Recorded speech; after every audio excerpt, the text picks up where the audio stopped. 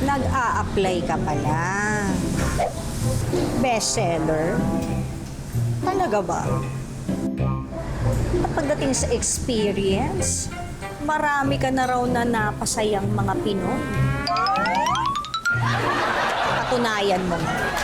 Good morning, mga kamisis! Nandito tayo ngayon sa Pansiteria San Jacinto at kasama natin ang third gen owner na si Ma'am Juliet. Ayan. Hello, Ma'am Juliet. Hi, good morning, Ate Lai. Ayan. At good morning sa mga kamisis natin na nanonood. Gagawa tayo ng pansit canton. Yes.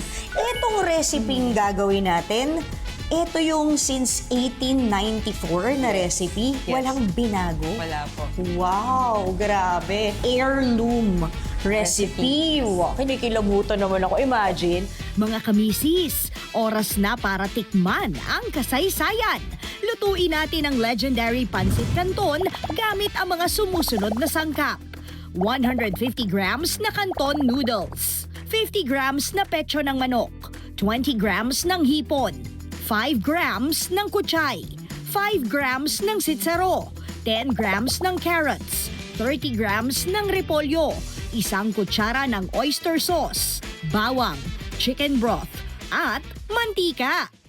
Nag-start po yan noon sa Calle San Jacinto. Kaya nga po, Pansiteria San Jacinto yung pangalan. So, ngayon po, yung Calle San Jacinto na yun ay yung tinatawag na pong Tipinpin Street ngayon sa Binondo. Lagyan na lang natin ng bawang agad. Okay.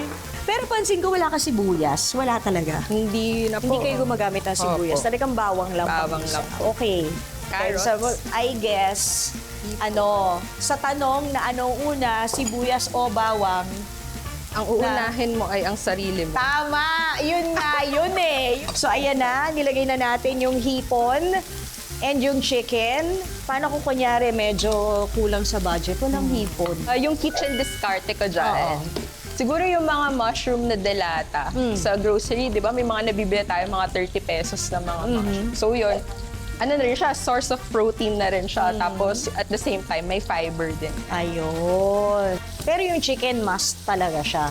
Oo. Kahit bili ka lang ng 1/4 kilo ng yung Buto-buto. petso, Oo. tapos pakuluan mo yun, di ba? Yung pinagkuluan, yung gamitin mo, yung manok, himayin mo, lagay Tama, isa ko. lagay mo dyan, di ba? Lagay na natin Ang to. oyster sauce. Yun, no? Ito, napansin ko. Ito ay na-blanch na po. Blanched lang. Kumbaga, hindi lutong-luto, di ba? Kasi dito mo siya tatapusin lutuin. Pag wala pong oyster sauce, anong po pwede? Pwede po toyo. Ay, marami Diskartehan na lang, lagyan ng konting Ay, hindi asukal. pala pwede yan. Ano? Cabbage. Ayan na, ang repolyo. Konting slurry lang. See? Tapos lagyan na natin yung pansit. Okay. Yung sa amin, ayan, meron siyang sarsa. Ang bango. Ang bango. Masarap siya. Kasi hindi malabsa yung noodles. Daldal tayo ng daldal. Tuloy, nakalimutan ko na silang lahat sa studio. Sige na nga. Hindi ka na. Eto na.